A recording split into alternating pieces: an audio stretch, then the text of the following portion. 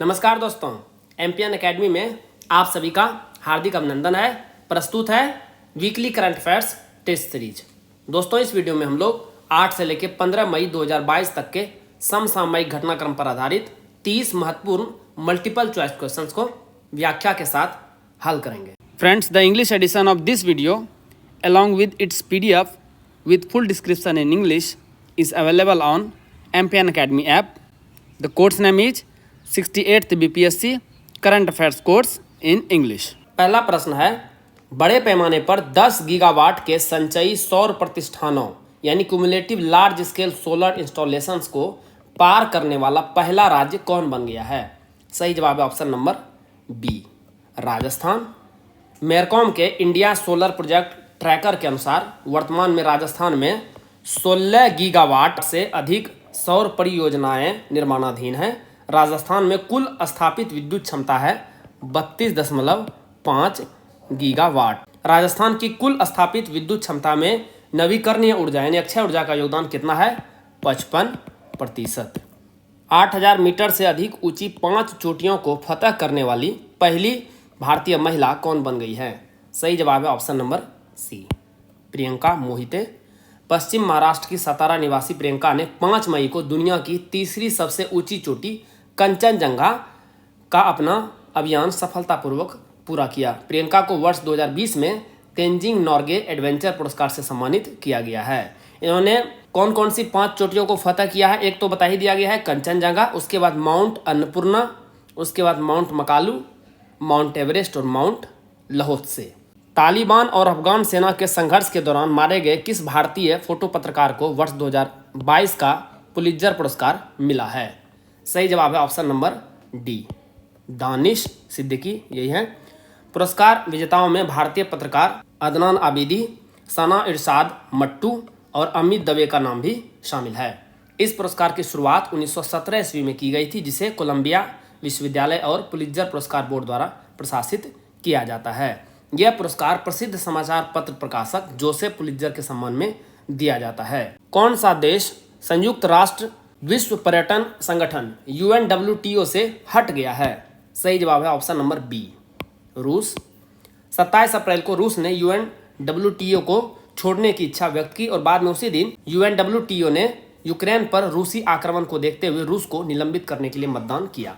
संयुक्त राष्ट्र पर्यटन विकास एक अंतर सरकारी निकाय है जो पर्यटन को बढ़ावा देता है तथा राष्ट्रों के बीच अंतर्राष्ट्रीय व्यापार की सुविधा प्रदान करता है। संयुक्त राष्ट्र पर्यटन संगठन मैड्रिड में स्थित है, ध्यान में रखिएगा। इसकी स्थापना वर्ष 1975 ईस्वी में हुई थी। और लेटेस्ट न्यूज़ भारत से ये है कि 2021 में तेलंगाना का एक गाँव है पोचमपल्ली, जिसे UNWTO द्वारा सर्वश्रेष्ठ पर्यटन गाँवों में से एक के रूप में चुना गया था।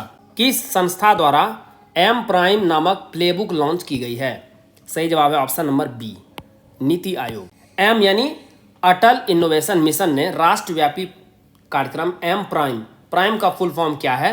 Programme for researchers in innovation, market readiness and entrepreneurship को शुरू करने के लिए Bill and Melinda Gates Foundation के साथ सहयोग किया है, जिसे वेंचर सेंटर द्वारा कार्यान्वित किया जाएगा। गैर लाभकारी प्रौद्योगिकी व्यवसाय इंक्यूबेटर को CSIR NCL द्वारा आयोजित किया गया। इसका उद्देश्य मिश्रित शिक्षण पाठ्यक्रम का उपयोग करते हुए 12 माह की अवधि में प्रशिक्षण और मार्गदर्शन के माध्यम से प्रारंभिक चरण के विज्ञान आधारित गहन प्रौद्योगिकी विचारों को बाजार में बढ़ावा देना है। जो छात्र इस YouTube चैनल पर जारी सभी करंट अफेयर्स वीडियोस की PDF प्राप्त करना चाहते हैं, उनके लिए यहाँ जानकारी दी जा रही है। सबसे पहले आइए समझते हैं कि आपको MPN academy current affairs PDFs की आवश्यकता क्यों है। एमपीएन एकेडमी PDFs ही क्यों? दोस्तों, हमने करके दिखाया है। पिछले 3 वर्षों में 4 महत्वपूर्ण एग्जाम्स हुए हैं और उसमें एमपीएन एकेडमी का परफॉर्मेंस कैसा रहा है, आइए आपको दिखाते हैं। 66वीं BPSC प्रीलिम्स का एग्जाम हुआ था 2020 में 27 दिसंबर को, जिसमें से 41 प्रश्न पूछे गए थे करंट अफेयर्स सेक्शन से। 36 प्रश्न टैली हुआ है एमपीएन एकेडमी PDF से। परफॉर्मेंस कितना रहा? 87.80%। 2021 में BPSC द्वारा कोई एग्जाम कंडक्ट नहीं कराया गया था, तो हमने सेकेंड बेस्ट एग्जाम को लिया है Bihar SI prelims exam 2021। Shift 1 और शिफ्ट 2 दोनों मिला करके 36 करंट अफेयर्स से क्वेश्चन पूछे गए थे, जिसमें से 31 टैली हुआ है एमपीएन एकेडमी पीडीएफ से। परफॉर्मेंस रहा 86.11%। यह एग्जाम 26 दिसंबर को हुआ था। 2022 में 2 परीक्षा हुई है। एक परीक्षा तो रद्द हो गई है, कैंसिल हो गई है पेपर लीक के कारण से। 67वीं बीपीएससी पीटी परीक्षा 2022 8 मई को यह एग्जाम हुआ था, जिसमें से 30 प्रश्न करंट अफेयर्स सेक्शन से पूछे गए थे। 26 टैली हुआ है एमपीएन एकेडमी पीडीएफ से। परफॉर्मेंस रहा है 86.77%। अभी रिसेंटली बीपीएससी सीडीपीओ प्रारंभिक परीक्षा हुई है 15 मई को, जिसमें 35 करंट अफेयर सेक्शन से क्वेश्चंस पूछे गए थे। 30 प्रश्न टैली हुआ है एमपीएन एकेडमी पीडीएफ से। परफॉर्मेंस रहा है 85.71%। तो आपने देखा कि किस प्रकार से पिछले 4 परीक्षा में 85% से ज़्यादा प्रश्न MPN academy current affairs PDF से टैली हुआ है। दोस्तों, इन सारे एग्जाम्स में पूछे गए करंट अफेयर्स क्वेश्चन और एमपीएन एकेडमी में कहां से टैली हुआ है पूरे प्रमाण के साथ वीडियो यूट्यूब पे भी मिल जाएगी और टेलीग्राम पे भी मिल जाएगी। टेलीग्राम पे सर्च करेंगे एमपीएन एकेडमी और इस प्रकार से ये लोगो दिखेगा, वहां पर आप ज्वाइन कर लेंगे। दोस्तों, यदि आप 67वीं बीपीएससी प्रीलिम्स का री एग्जाम देने वाले हैं या 68वीं बीपीएससी प्रीलिम्स का एग्जाम देने वाले हैं तो आपको ये वीडियो जरूर देखनी चाहिए। इससे आपको करंट अफेयर्स सेक्शन में रिसेंट ईयर्स में किस प्रकार के क्वेश्चंस पूछे जाते हैं पैटर्न का पता चलेगा। साथ ही साथ एमपीएन एकेडमी पीडीएफ को कैसे इस्तेमाल आपको करना है ये भी पता चलेगा। आइए अब चर्चा करते हैं कि इन पीडीएफ कोर्स में किस प्रकार की सामग्री मिलेगी आपको। दोस्तों, 67वीं बीपीएससी और 68वीं बीपीएससी दोनों का कोर्स उपलब्ध है करंट अफेयर्स का। इन करंट अफेयर्स के साल भर के कंटेंट को रिवाइज करने में आपको केवल 18 घंटे का समय लगेगा। कैसे? देखिए, 3 प्रकार के कंटेंट आपको प्रोवाइड किए जाते हैं। साप्ताहिक current affair test series MCQs format में राष्ट्रीय और अंतर्राष्ट्रीय लेवल का। इसमें आपको 50 पीडीएफ मिलेगा साल भर में। 1 महीने में 4 पीडीएफ मिलती है, तो 12 महीने का 48 पीडीएफ हो गया। एक इकोनॉमिक सर्वे और एक बजट, कुल मिला के 50 पीडीएफ। एक पीडीएफ को रिवाइज करने में आपको 6 मिनट का समय लगेगा। तो कुल 5 घंटे में आप इन weekly current affair test series को अच्छे से रिवाइज कर पाएंगे। सेकेंड नंबर पे है मासिक current affairs, monthly current affairs short notes में। ये आपको राष्ट्रीय और अंतर्राष्ट्रीय लेवल का मिलेगा। 12 महीने का 12 पीडीएफ। एक पीडीएफ को रिवाइज करने में लगभग आधा घंटा का समय लगेगा, तो कुल 6 घंटे में आप इसे भी समाप्त कर देंगे। थर्ड नंबर का कंटेंट है वो है Bihar monthly current affairs, Bihar मासिक करंट अफेयर्स। इसमें एमसीक्यूज भी मिलेगी और शॉर्ट नोट्स भी मिलेगी। इसमें 14 पीडीएफ मिलेंगे, 12 महीने के 12 पीडीएफ, एक इकोनॉमिक सर्वे और एक बजट। एक पीडीएफ को रिवाइज करने में लगभग 30 मिनट का समय लगेगा, तो कुल 7 घंटे में इसे भी आप रिवाइज कर लेंगे। तो कुल 18 घंटे में आप 1 साल भर के कंटेंट को रिवाइज कर लेंगे। ध्यान में रखिएगा कि 67वीं बीपीएससी का जो एग्जाम है वो काफ़ी डिले हो गया है। इसे आपको नवंबर 2020 से स्टडी करना है और एग्जाम डेट से जस्ट 1 महीने पहले तक। तो लगभग 1.5 साल का कंटेंट आपको स्टडी करना है इसमें। तो लगभग आपको 25 घंटे का समय लगेगा, एक बार आप रिवाइज कर पाएंगे। यदि एग्जाम से पहले 5 से 6 बार आप रिवाइज कर लेंगे तो आपका परफॉर्मेंस आश्चर्यजनक तरीके से बढ़ जाएगा। 68वीं बीपीएससी के लिए कंटेंट जनवरी 2022 से दिया जा रहा है। दोस्तों, आपको ये पीडीएफ मिलेगा कैसे? आपको एमपीएन एकेडमी ऐप डाउनलोड करना है, जो कि गूगल प्ले स्टोर पर अवेलेबल है। आप एमपीएन एकेडमी सर्च कीजिए, वहां पर आपको ये लोगो दिख जाएगा। ऐप को इंस्टॉल करने के बाद सबसे नीचे देखेंगे तो स्टोर सेक्शन मिलेगा आपको ऐप पर। वहां पर क्लिक कीजिए और 67वीं या 68वीं बीपीएससी करंट अफेयर्स का कोर्स सेलेक्ट कीजिए। जैसे उसे सेलेक्ट करेंगे तो वहां पर आपको पेमेंट का लिंक मिल जाएगा। बहुत ही रिजनेबल प्राइस पर ये सारे पीडीएफ आपको मिल जाएंगे। शुल्क का भुगतान करें और सभी पीडीएफ आपको कंटेंट सेक्शन में वहां पर उपलब्ध हो जाएगा। देश के मशहूर संगीतज्ञ पंडित शिव कुमार शर्मा, जिनका निधन हाल ही में हो गया है, का संबंध किस वाद्य यंत्र से था? सही जवाब है ऑप्शन नंबर बी, संतूर। इनका निधन दिल का दौरा पड़ने से 10 मई को हो गया। 13 जनवरी 1938 ईस्वी को जम्मू में जन्मे शिव कुमार शर्मा ने अपने संगीत से संतूर को इंटरनेशनल पहचान दिलाई थी। संतूर मूल रूप से कश्मीर का लोक वाद्य यंत्र है और इसे सूफी संगीत में इस्तेमाल किया जाता है। इसकी उत्पत्ति 1800 ईस्वी से भी पूर्व ईरान में मानी जाती है। संतूर का भारतीय नाम क्या है? शततंत्री वीणा, यानी 100 तारों वाली वीणा, जिसे बाद में फारसी भाषा से संतूर नाम मिला। भारत के 25वें मुख्य चुनाव आयुक्त के रूप में किसे नियुक्त किया गया है? सही जवाब है option number A, Rajiv Kumar. Bihar Jharkhand cadre के 1984 बैच के सेवानिवृत्त आईएएस अधिकारी राजीव कुमार ने 15 मई को मौजूदा मुख्य चुनाव आयुक्त सुशील चंद्रा की जगह लिया। भारतीय संविधान के अनुच्छेद 324(2) के अनुसार मुख्य चुनाव आयुक्त की नियुक्ति भारत के राष्ट्रपति द्वारा की जाती है। 1 सितंबर 2020 से राजीव कुमार चुनाव आयुक्त के रूप में कार्यरत हैं। भारतीय संविधान का भाग 15वां, ध्यान रखिएगा, अनुच्छेद 324 से लेके 329 तक चुनाव से संबंधित है, जो इनसे संबंधित मामलों के लिए एक अलग आयोग की स्थापना करता है। तो ये तो बन गए हैं मुख्य चुनाव आयुक्त, और इनके अलावा एक चुनाव आयुक्त भी है, उनका नाम है अनूप चंद्र पांडेय। जैविक कचरे से चलने वाला भारत का पहला इलेक्ट्रिक वाहन ईवी चार्जिंग स्टेशन का उद्घाटन किस शहर में किया गया है? सही जवाब है ऑप्शन नंबर बी, मुंबई में। महाराष्ट्र के पर्यावरण और पर्यटन मंत्री आदित्य ठाकरे द्वारा इस चार्जिंग स्टेशन का उद्घाटन केशवराव खड़े मार्ग, मुंबई में किया गया। इस चार्जिंग स्टेशन को एयरोकेयर क्लीन एनर्जी और बृहद मुंबई नगर निगम बीएमसी के वार्ड डी द्वारा संयुक्त रूप से विकसित किया गया है। इस अवशिष्ट प्रबंधन संयंत्र से 220 यूनिट ऊर्जा उत्पन्न होती है और यह स्ट्रीट लाइटों को ऊर्जा प्रदान करता है। इसे वर्ष 2021 में बिजली उत्पन्न करने के लिए स्थापित किया गया था।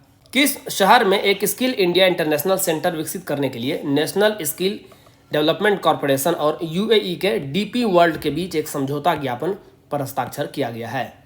सही जवाब है ऑप्शन नंबर सी, वाराणसी, उत्तर प्रदेश में। बंदरगाह संचालन, लॉजिस्टिक और संबद्ध क्षेत्रों में विदेशी रोजगार के अवसरों को बढ़ाने के लिए भारत के युवाओं को प्रोत्साहित करने हेतु इस समझौता ज्ञापन पर हस्ताक्षर किए गए हैं। स्किल इंडिया इंटरनेशनल सेंटर्स का उद्देश्य भारतीय युवाओं को उच्च गुणवत्ता वाला प्रशिक्षण प्रदान करना है। ये केंद्र प्रशिक्षण सुविधाओं की मेजबानी करेंगे, जो कनाडा, संयुक्त अरब अमीरात, खाड़ी सहयोग परिषद क्षेत्र जैसे देशों में स्थित विभिन्न अंतर्राष्ट्रीय नियोक्ताओं की मांग के अनुसार देश के युवाओं को प्रशिक्षित करेगा। 100 अरब डॉलर से अधिक का वार्षिक राजस्व करने वाली पहली भारतीय कंपनी कौन बन गई है? ये मुकेश अंबानी की Reliance Industries, option number C. 31 मार्च 2022 को समाप्त चौथी तिमाही में रिलायंस इंडस्ट्रीज के समेकित शुद्ध लाभ में 22.5% की वृद्धि दर्ज की गई। रिलायंस ने खुदरा, डिजिटल सेवाओं और तेल और गैस कारोबार में मजबूत वृद्धि दर्ज की है। कंपनी ने साल दर साल 33,968 करोड़ रुपये यानी 28% हो गया, ये की उच्चतम तिमाही ईबिडटा, इसका फुल फॉर्म है earning before interest taxes depreciation and amortisation, की भी रिपोर्ट की है। बाजार मूल्य के हिसाब से देश की सबसे बड़ी कंपनी का समेकित राजस्व वित्त वर्ष 2022 की चौथी तिमाही में सालाना आधार पर 35% बढ़ करके कितना हो गया है? 2.32 लाख करोड़ रुपए हो गया है। 100 अरब डॉलर कैसे हुआ? पूरे साल भर में रिलायंस ने कितना का रेवेन्यू जनरेट किया? 7.92 लाख करोड़ रुपये, और इसे आप डॉलर में कन्वर्ट करेंगे तो 102 बिलियन यूएस डॉलर होता है। किस भारतीय व्यक्ति को federal reserve bank of New York के निदेशक मंडल में चुना गया है? सही जवाब है option number D, Arvind Krishna. IBM के अध्यक्ष एवं मुख्य कार्यपालक अधिकारी 60 वर्षीय अरविंद कृष्ण को बैंक में क्लास बी निदेशक चुना गया है। आईआईटी कानपुर से पढ़े कृष्ण 31 दिसंबर 2023 तक इस पद पर रहेंगे। Federal reserve bank of New York America के 12 फेडरल रिजर्व बैंकों में से एक है। वैज्ञानिकों की एक टीम द्वारा किस महासागर के तल पर एक पीली ईंट की सड़क जैसी संरचना की खोज की गई है? सही जवाब है ऑप्शन नंबर बी, प्रशांत महासागर। तस्वीर में देखिए, ये पीली जैसी ईंट की संरचना दिख रही होगी। समुद्री वैज्ञानिकों के मुताबिक लिलीसुओ-कलानी रीज सबसे बड़े समुद्री संरक्षण वाले क्षेत्रों में से एक है। अभी सिर्फ इसके 3% हिस्से तक ही इंसान पहुंच पाए हैं। ऐसे में आप अंदाजा लगा सकते हैं कि ये कितना बड़ा होगा। वैज्ञानिक ने सड़क जैसी संरचना के सैंपल भी लिए हैं, जिस पर रिसर्च अभी जारी है। किस देश के शोधकर्ताओं ने डब्ल्यू बोसॉन के द्रव्यमान का सटीक मापन किया है? सही जवाब है option number D, America. America में कोलोराइडल डिटेक्टर एट फर्मीलैब सहयोग के शोधकर्ताओं ने इस काम को सफलतापूर्वक किया है। यह सटीक रूप से निर्धारित मूल्य कण भौतिकी के मानक मॉडल के अनुमानों से मेल नहीं खाता है। डब्ल्यू बोसॉन को पहली बार वर्ष 1983 में फ्रैंको स्विस सीमा पर स्थित European Organization for Nuclear Research में देखा गया था। फोटॉन के विपरीत डब्ल्यू बोसॉन काफ़ी बड़े पैमाने पर होते हैं, जो द्रव्यमान रहित होते हैं। अतः वे जिस कमजोर बल की मध्यस्थता करते हैं वह बहुत कम होता है। सरकारी स्कूल के छात्रों के लिए मुफ्त नाश्ता योजना की घोषणा करने वाला पहला राज्य कौन बन गया है? सही जवाब है ऑप्शन नंबर डी, तमिलनाडु। इस योजना की शुरुआत के साथ तमिलनाडु भारत का पहला राज्य होगा जो भारतीय स्कूली बच्चों को मध्याह्न भोजन के साथ साथ नाश्ता यानी ब्रेकफास्ट भी प्रदान करेगा। सीएम स्टालिन ने घोषणा की कि स्कूल के सभी कार्य दिवसों में कक्षा 1 से लेकर 5 तक के छात्रों को मुफ्त नाश्ता प्रदान किया जाएगा। प्रारंभ में यह योजना कुछ नगर पालिकाओं और गांवों में शुरू की जाएगी और बाद में चरणबद्ध तरीके से पूरे राज्य में इसका विस्तार किया जाएगा। मई 2022 में आसनी चक्रवाती तूफान भारत के किस राज्य के तट से टकराई? सही जवाब है ऑप्शन नंबर सी, आंध्र प्रदेश। आसनी की उत्पत्ति एक अवसाद से हुई थी जिस पर भारतीय मौसम विज्ञान ने पहली बार 7 मई को निगरानी की थी। सिस्टम एक चक्रवाती तूफान आसनी को तेज करने से पहले उस दिन एक गहरा अवसाद बन गया था। अगले दिन यह और तेज हो गया और एक गंभीर चक्रवाती तूफान के रूप में चरम पर पहुंच गया। इससे पहले आंध्र प्रदेश पर एक गहरी अवसाद प्रणाली के रूप में लैंडफॉल बना यानी तट से टकराया। यह 12 मई को एक अच्छी तरह से चिन्हित निम्न दबाव में बदल गया। उड़ीसा, पश्चिम बंगाल और आंध्र प्रदेश में तूफानी बारिश का अलर्ट जारी किया गया था। भारतीय दंड संहिता की किस धारा में राजद्रोह या देशद्रोह का उल्लेख है? सही जवाब है option number B, 124A। News में क्यों है? सुप्रीम कोर्ट ने राजद्रोह कानून यानी सेडिशन लॉ के इस्तेमाल पर रोक लगा दी है, ब्रेक लगा दी है। सुप्रीम कोर्ट ने कहा कि पुनर्विचार तक राजद्रोह कानून यानी 124A के अंतर्गत कोई नया मामला दर्ज न किया जाए। 2021 में मेजर जनरल रिटायर्ड एसजी वोमटेकरे ने राजद्रोह से जुड़े आईपीसी के सेक्शन 124A को चुनौती देने वाली याचिका दायर की थी। तो ये सबसे पहले कब लगाया गया था? 1870 में अंग्रेजों ने इसे शुरू किया था और 152 साल में पहली बार राजद्रोह कानून के इस्तेमाल पर रोक लग गई है। महिंद्रा राजपक्षे के इस्तीफा देने के बाद श्रीलंका के नए प्रधानमंत्री के रूप में किसे नियुक्त किया गया है? सही जवाब है option number C, Ranil Wickremesinghe. Ranil Wickremesinghe ने 12 मई को 26वें प्रधानमंत्री के रूप में शपथ ली। इन्होंने प्रधानमंत्री बनने के बाद कहा कि इनकी पहली प्राथमिकता अर्थव्यवस्था को सही कर श्रीलंका को आर्थिक संकट से बाहर लाना है। श्रीलंका की 225 सदस्यीय संसद में रानिल विक्रमसिंघे की यूनाइटेड नेशनल पार्टी की मात्र एक सीट है और ये प्रधानमंत्री बन गए हैं। रानिल विक्रमसिंघे को पहली बार साल 1993 में श्रीलंका का प्रधानमंत्री बनाया गया था। ये 5वीं बार, 5th टाइम श्रीलंका के प्रधानमंत्री बने हैं। भारत के पहले अमृत सरोवर का उद्घाटन किस राज्य में किया गया है? सही जवाब है ऑप्शन नंबर सी, उत्तर प्रदेश। उत्तर प्रदेश के रामपुर जनपद के पटवाई गांव में देश के पहले अमृत सरोवर का उद्घाटन 13 मई को केंद्रीय मंत्री मुख्तार अब्बास नकवी और उत्तर प्रदेश के जल शक्ति मंत्री स्वतंत्र देव सिंह ने किया। 60 लाख रुपए की लागत से तैयार किए गए इस अमृत सरोवर के परिसर में दोनों मंत्रियों ने स्थापित किए गए राष्ट्र ध्वज को भी फहराया। आज़ादी का अमृत महोत्सव के तहत देश के प्रत्येक जिले में कितने सरोवरों का निर्माण किया जाना है? 75, जो 1 एकड़ के होंगे। इसमें 10,000 क्यूबिक मीटर पानी होगा। केंद्र सरकार ने पवन हंस लिमिटेड में अपनी 51% हिस्सेदारी किस कंपनी को बेचने की मंजूरी दी है? सही जवाब है option number D, star 9 mobility. ये कितने रुपये में सौदा हुआ है? 211.14 करोड़ रुपये में। इसके तहत सरकार पवन हंस में प्रबंधन नियंत्रण भी छोड़ेगी। केंद्र सरकार ने बताया कि पवन हंस के पास 42 हेलीकॉप्टरों का बेड़ा है तथा कंपनी पिछले 3 वित्त वर्ष से घाटे में चल रही है।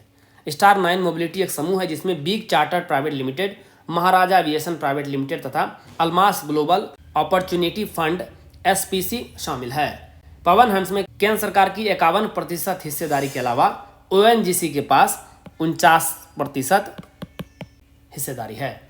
Royal institute of British architects Rewa द्वारा रॉयल गोल्ड मेडल 2022 से किसे सम्मानित किया गया है? सही जवाब है ऑप्शन नंबर डी, बालकृष्ण दोषी। अहमदाबाद स्थित 94 वर्षीय बालकृष्ण दोषी को इनके 7 दशकों लंबे करियर के दौरान देश भर में 100 से अधिक परियोजनाओं को पूरा करने के लिए यह सम्मान दिया जा रहा है। वर्ष 2018 में यह प्रित्जकर आर्किटेक्चर पुरस्कार से सम्मानित होने वाले पहले भारतीय बने थे। इस पुरस्कार को वास्तुकला का नोबेल पुरस्कार कहा जाता है। रॉयल गोल्ड प्राप्त करने के बाद यह दोनों पुरस्कार प्राप्त करने वाले पहले भारतीय बन गए हैं।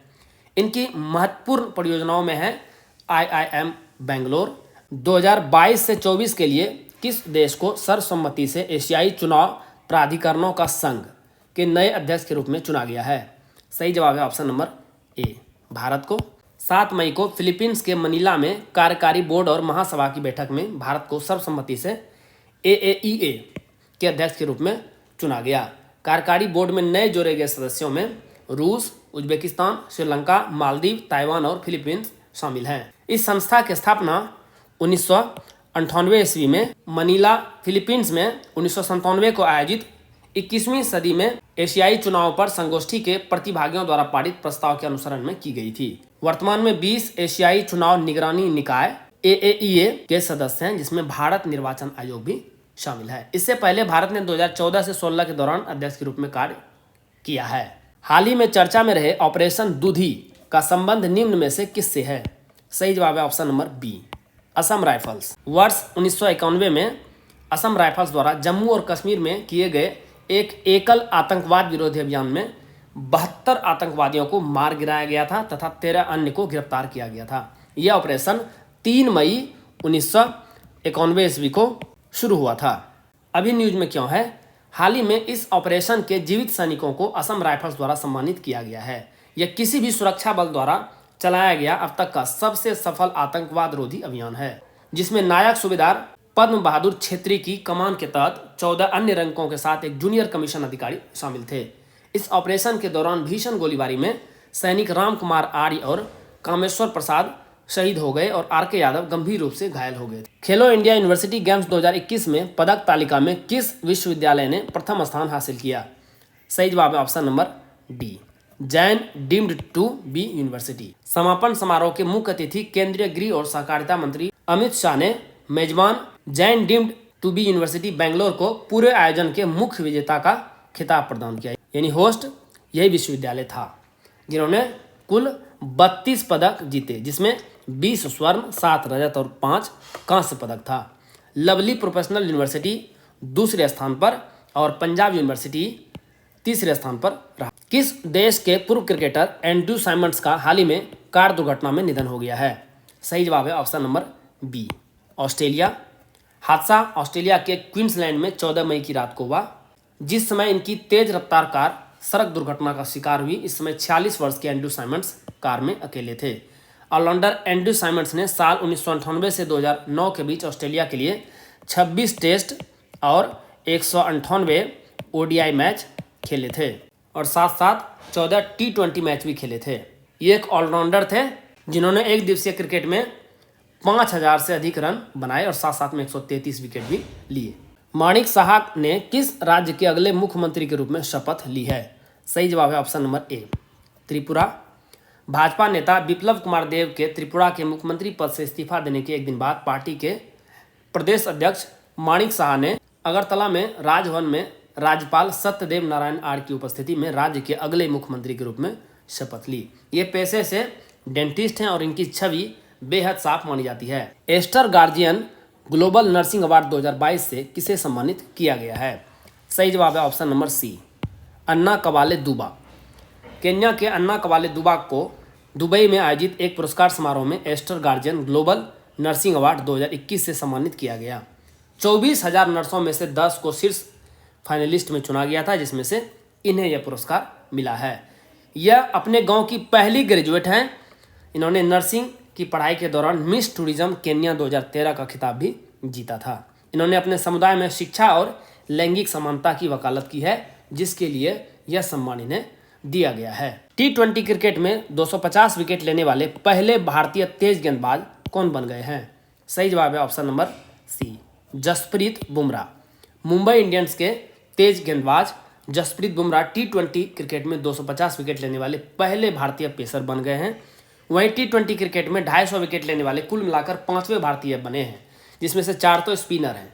कौन कौन? रविचंद्रन अश्विन, युजवेंद्र चहल, पीयूष चावला और अमित मिश्रा। संयुक्त राष्ट्र महासभा UNGA ने एक गुप्त मतदान में किस देश को संयुक्त राष्ट्र मानवाधिकार परिषद में रूस के स्थान पर चुना है? सही जवाब है ऑप्शन नंबर डी, चेक गणराज्य। चेक गणराज्य यानी चेक रिपब्लिक 47 सदस्यीय संयुक्त राष्ट्र मानवाधिकार परिषद की रिक्त सीट के लिए एकमात्र उम्मीदवार था। जिनेवा स्थित परिषद की सीटों को क्षेत्रीय समूहों में विभाजित किया गया है और रूस के स्थान पर पूर्वी यूरोप से किसी देश को शामिल किया जाना था।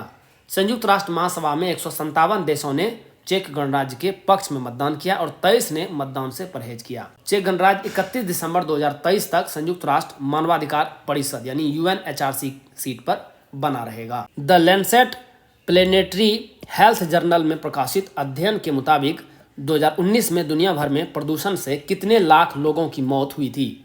सही जवाब है ऑप्शन नंबर डी, 90 लाख, जिसमें अकेले वायु प्रदूषण से 66.7 लाख लोगों की मौत हुई। 17 लाख लोग खतरनाक केमिकल के इस्तेमाल से मारे गए। सबसे ज़्यादा 24 लाख मौतें चीन में हुई है। दूसरे नंबर पर भारत का स्थान है। भारत में 16.7 लाख लोग वायु प्रदूषण के कारण अपनी जिंदगी हार गए, जिनमें से अधिकांश यानी 9.8 लाख PM 2.5 कणों के कारण होने वाले परिवेशी वायु प्रदूषण से जुड़ी थी। साल 2000 के बाद से अब तक इन आंकड़ों में 55% की एक खतरनाक वृद्धि देखी गई है। प्रदूषण संबंधी कारणों से दुनिया भर में हर साल लगभग 6 में से 1 व्यक्ति की मौत होती है। दोस्तों, जैसा कि बताया गया है, इस वीडियो लेक्चर का PDF और इस वीडियो लेक्चर का इंग्लिश एडिशन और साथ में इंग्लिश में फुल डिस्क्रिप्शन के साथ PDF एम्पियन एकेडमी ऐप पर प्राप्त होगा। दोस्तों, इन PDF के सहारे आप इस वीडियो लेक्चर को आसानी से 5 से 6 मिनट में रिवाइज कर पाएंगे, जिससे आपका बहुत सारा समय बचेगा, जिसे आप स्टैटिक पोर्शन पर लगा सकते हैं। एम्पियन एकेडमी ऐप का लिंक डिस्क्रिप्शन बॉक्स और पिन कमेंट सेक्शन में मिल जाएगा। चलिए अंतिम प्रश्न को हल करते हैं। हाईकोर्ट ने किस राज्य या केंद्र शासित प्रदेश की बहुचर्चित मौजूदा मुख्यमंत्री घर घर राशन वितरण योजना को रद्द कर दिया है?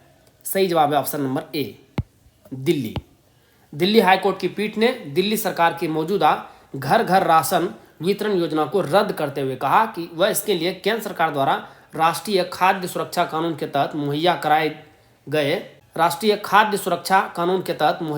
गए अनाज का इस्तेमाल नहीं कर सकती। अदालत ने कहा कि योजना के लिए केंद्र के अनाज का उपयोग नहीं किया जा सकता है। पीठ ने कहा कि दिल्ली सरकार ने राशन की होम डिलीवरी की योजना के लिए उपराज्यपाल की सहमति नहीं ली थी, तो केंद्र व दिल्ली सरकार के आपसी विवादों के चलते घर घर राशन वितरण योजना पर दिल्ली में रोक लगा दी गई है। दोस्तों, इसी के साथ साप्ताहिक करंट अफेयर्स टेस्ट सीरीज के इस अंक को समाप्त करने की आपसे इजाजत चाहूँगा। वीडियो देखने के लिए बहुत बहुत धन्यवाद। Thank you very much. All the best for your exam preparation.